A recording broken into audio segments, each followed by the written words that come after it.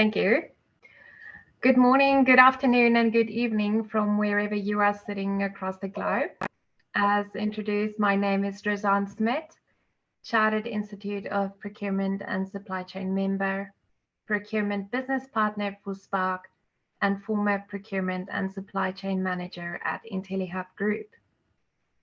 Having been in the industry for over a decade, I've owned and managed my first electrical products and services company at the age of 24. I think that I'm a change maker, and I like to think that I push limits and break away from the ordinary. For everyone joining in today, a massive welcome from me here in New Zealand, and of course from the GSDC, who is doing amazing work in transforming talent to skills in our technology world, and more predominantly today, procurement, where talent is so in demand and continuous skill building so important. Before I kick off the webinar, please be my guest and go ahead and say hello to everyone in the chat box if you haven't done so yet, and thank you to those who have already done so. I'll remind you that afterwards we will have a Q&A, and there you can go ahead and join in on the conversation. For this webinar, I will be addressing some of the mega trends that has a very strong potential to impact us over the next 5 years by unpacking what we as a procurement and supply chain community have learned from the past, what we are doing today, and how we can predict for the future. A mega trend, as you might already know, is a major movement. It's a pattern or emerging trend that serves as a catalyst in the shift to the progress of a society or any other particular field or activity. And I think for the purpose of this webinar, we would go with a mega trend is a major movement. If I could give you a quick example of a mega trend the whole world has experienced in recent years, a really popular one that comes to mind is the unprecedented advancement of technology that changed the way we live, how we communicate, work, socialize, even how we entertain ourselves now. Originally, I kicked off my career in South Africa, first in accounting and later on electrical components and services. My progression to my career in Australia and New Zealand resulted in giving me a holistic view of the technology transformation the world was experiencing. I have seen data utilization at its simplest, most passive form, and through my migration to more technology-driven organizations, I witnessed data becoming modern-day oil, you could say from an uncharted reservoir. So we are discussing what in our procurement and supply chain world has changed, but also what is going to change. In order for us to be prepared for those changes, I think that some important questions we need to ask ourselves are, how are your toolkit and your skill set prepared for these changes? How are you looking at your skill set, your organization, your supply chain, and your resources? How will your toolkit perform in the future? How diverse and flexible is your toolkit to manage the change of whatever comes out of that uncharted reservoir?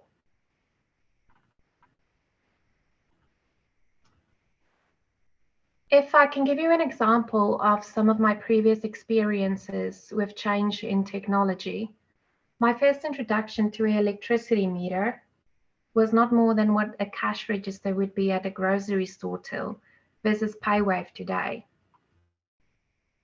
And today, smart electricity meters in your home can offer data analytics that can act as a leeway to digitize, decentralize, and decarbonize. And so through those examples, it's fair to recognize that within a small number of years, technology has changed drastically. It's increased in value, and it's now a major asset in the corporate business world. So let's move on to what we as a procurement and supply chain community can recognize has gone well in the past.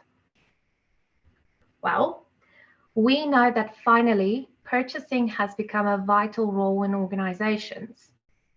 As important as your Chief Financial Officer was yesterday, as important is your Head of Procurement today. We saw with COVID-19 how procurement's role in negotiation, securing contracts, and supply chain management trumped spend management in keeping operations ongoing. We can recognize that as a result of COVID-19, procurement and supply chain management has been invited to take a seat at the table and is now a vital part of the strategic discussions around business continuity, stabilization, growth, and expansion.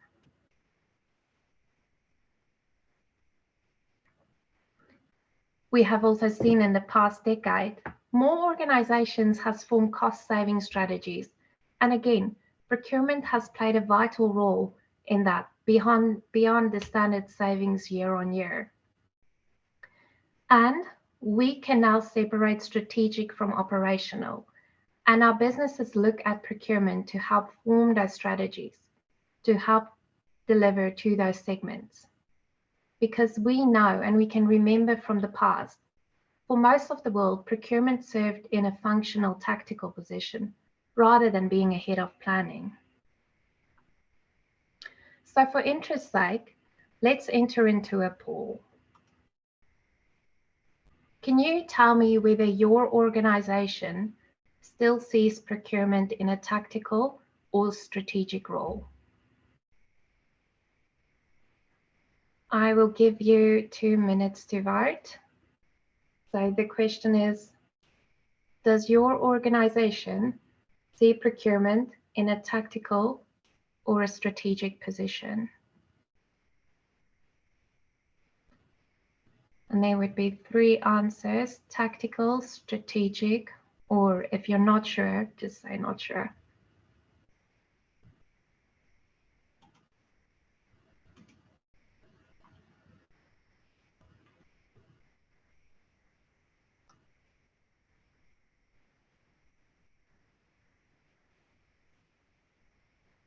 I think we're getting the last votes in now.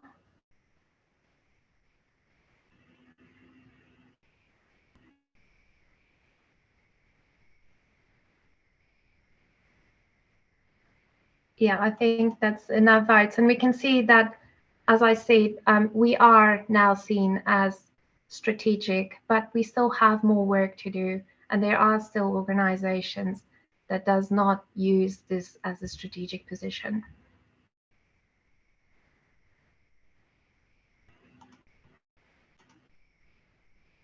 Okay, we can end the poll. Okay, I'll end that one. I'll share the result. Okay, back to our slides.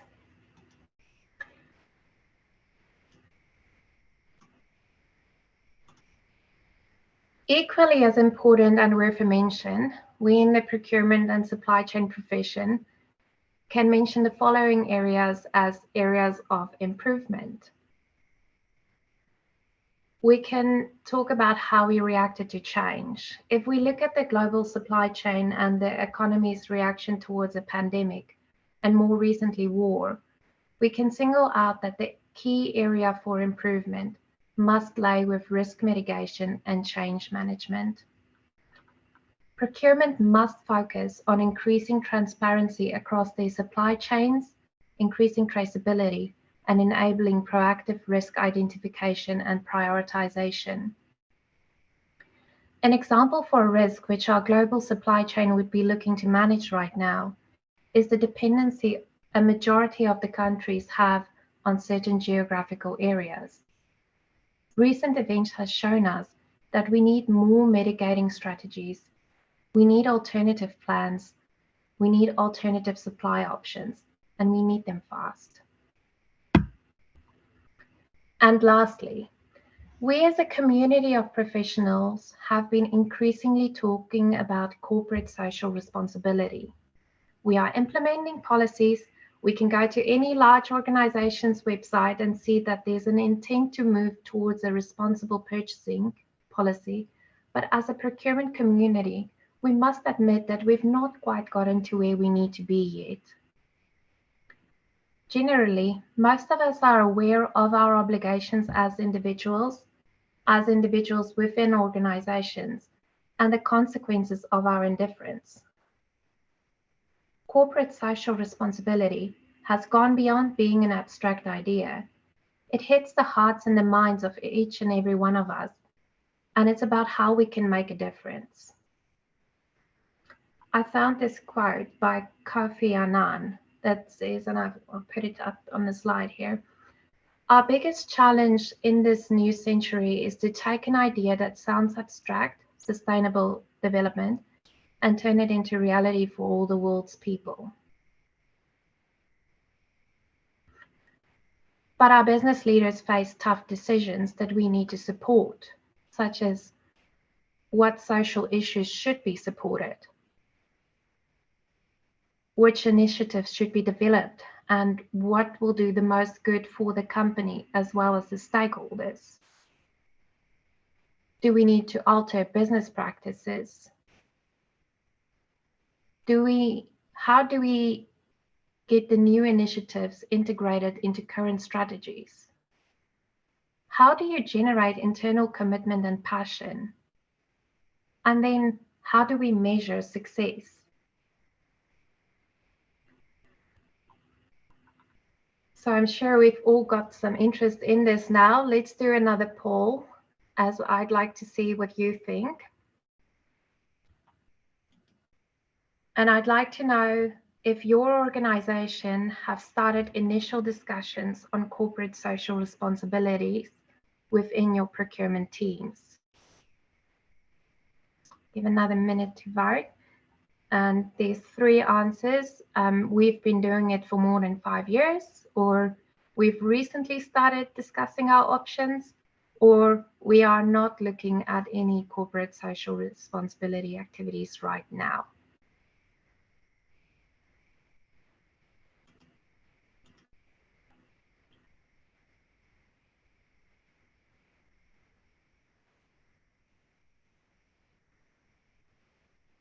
See a lot of votes coming in. That's great.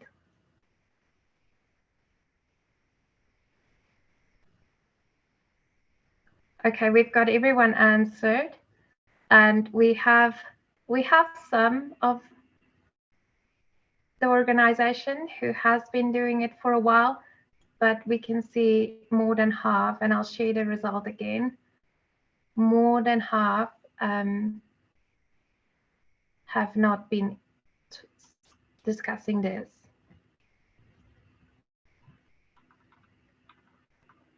So that was a glimpse of the past and the present. And in summary, it might as well be assumed that although we have come a far way, there is still a lot for us as a procurement and supply chain community to master. And not necessarily tactically, but I think more how we work towards our long-term goals and our aspirations.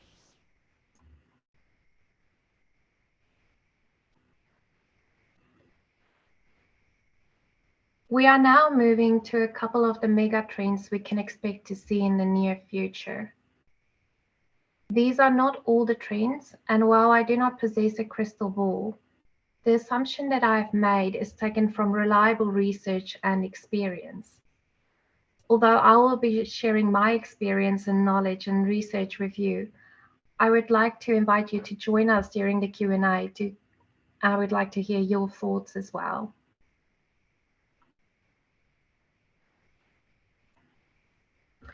The first trend I will discuss is digitalization in procurement and supply chain. If I could describe digitalization, I found a quote from SIPS, which I agree with, and put it down there on the presentation for you.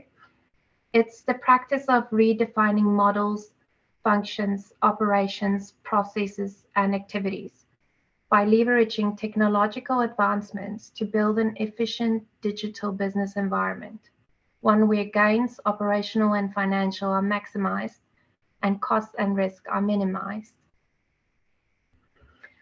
Well, while that sounds like a perfectly painted picture, we know technology can generate internal value by streamlining processes, functions, operations, and activities.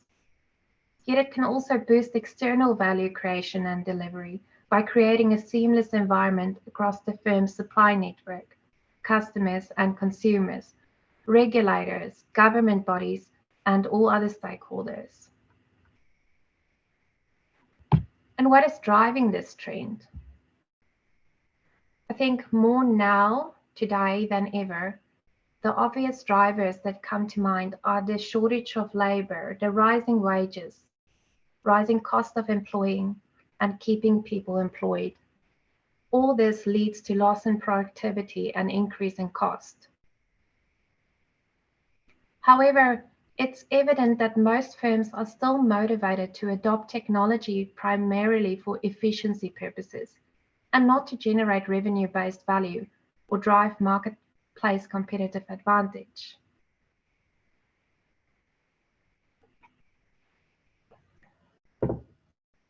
This may be due to firms having to justify the high capital investment into technology through clearly visible short-term results. And so, because this trend will drive the change of that, we will see firms adopt a more holistic view of their processes and systems to realize the opportunities and derive real competitive advantages from digitalization. And as I mentioned, the one biggest hurdle of implementing digitalization is cost. And I'm talking technical setup, training, ongoing support. But the most significant benefit of digitalization is cost effectiveness. This tangible benefit helps to free up finances and it enables firms to better allocate scarce resources, adding overall value. And as a result, procurement managers will do well to justify these costs in terms of the short and long-term benefits of adopting technology, the increased cost of effectiveness, real-time capability, agility, and transparency. Now, I would like to also discuss another trend we can expect, and this one I'll call globalization versus localization. In theory, globalization is the process by which businesses or other organizations develop international influence or start operating on an international scale.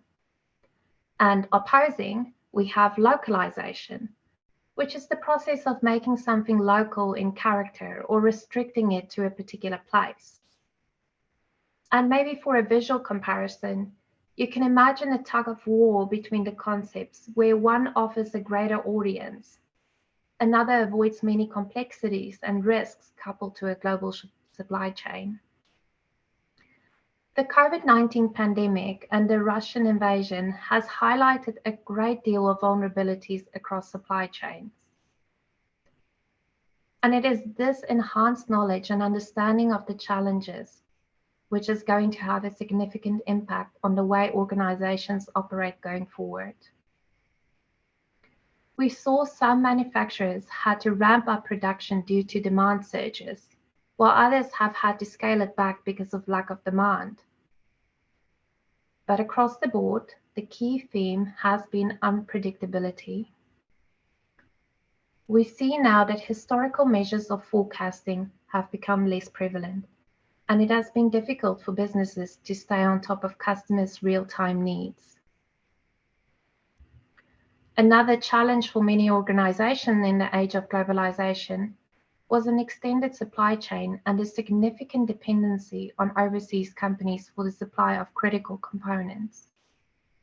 The pandemic brought all this into a sharper focus, and organizations are coming to realize that they need to change and adapt.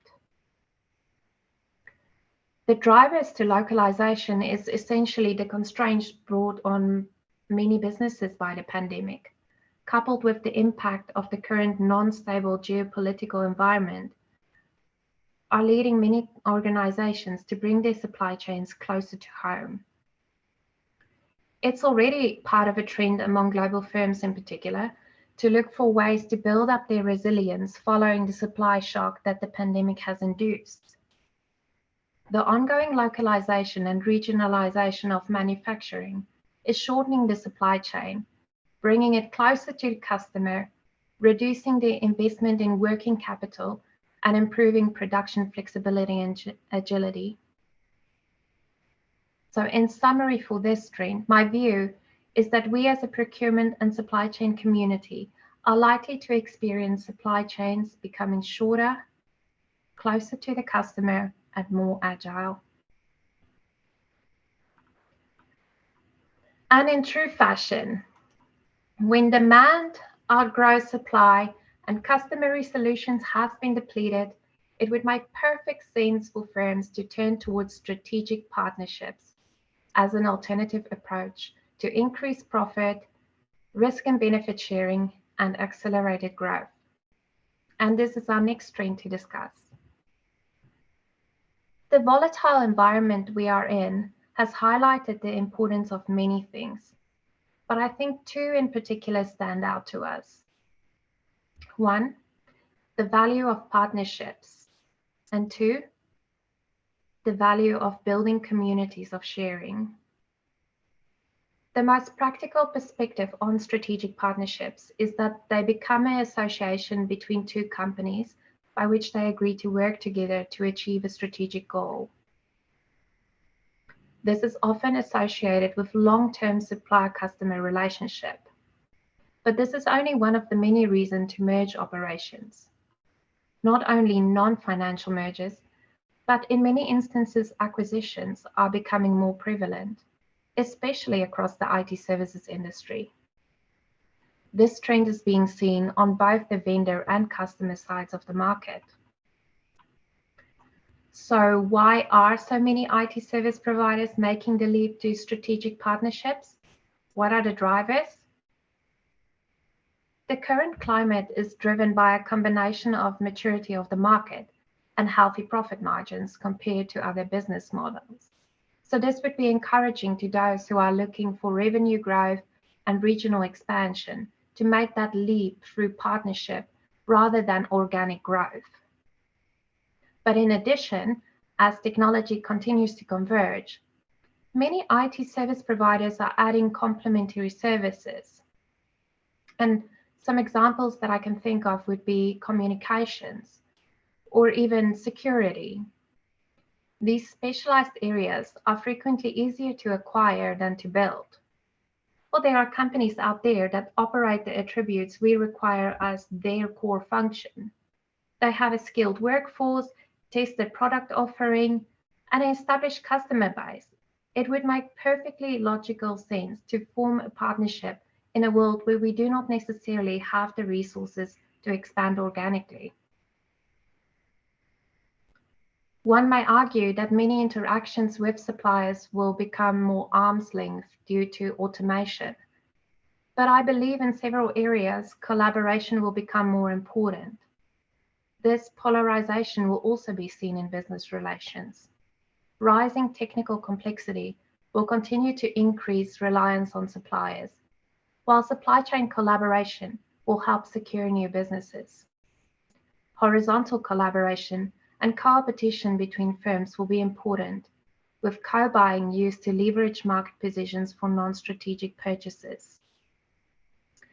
This would help to coordinate sustainability-related procurement activities and to share auditing and compliance efforts. For strategic partnerships, it will be essential for our success that the pre-analysis of a potential partnership focus on process and system strengths, as well as estimating potential specification similarities, which would facilitate spend leverage and price reductions. Partnerships give procurement and supply chain management professionals an opportunity to be really strategic. We as procurement and supply chain professionals can be proactive in offering commercial, management, and legal services to senior management to help in the process of agreeing the framework with the organization concerned. So in summary, this trend will withstand the supply versus demand issues we are seeing. It will accelerate growth for organizations in a static position and become lucrative because of its element of benefit and risk sharing.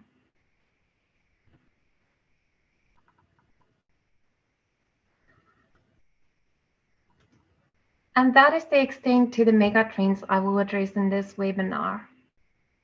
These trends were the trends that I thought had the highest likelihood to arrive at our doorstep within the next couple of years.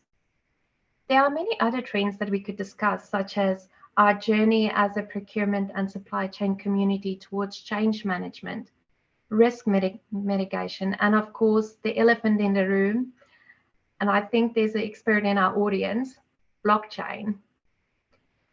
But those are all trends which, according to my research and experience, will take slightly longer than near term to come to maturity and to a state where the level of buy-in can be called mega. So for my closeout statement, I would like to say that these are challenging times for organizations and their global supply chains. The pandemic, coupled with the macroeconomic volatility we are seeing across many parts of the world today, is reshaping the entire industry.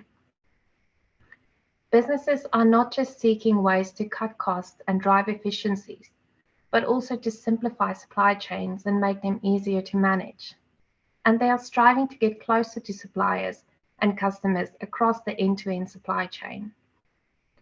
We, as procurement and supply chain professionals, have a critical role to play in helping to meet these strategic goals, new digital initiatives, and to achieve the full benefit with what our technology industry has to offer. Well, I had a terrific time in this webinar, and I hope you enjoyed it too. Feel free to reach out to me on LinkedIn to share any thoughts or feedback you might have. I think we can now open up the Q&A.